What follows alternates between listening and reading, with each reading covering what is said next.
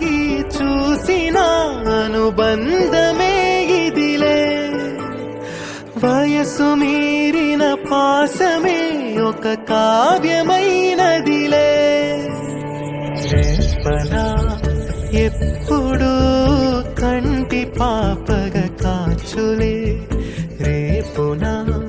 మాపునా చంటి పాపగ చూచులే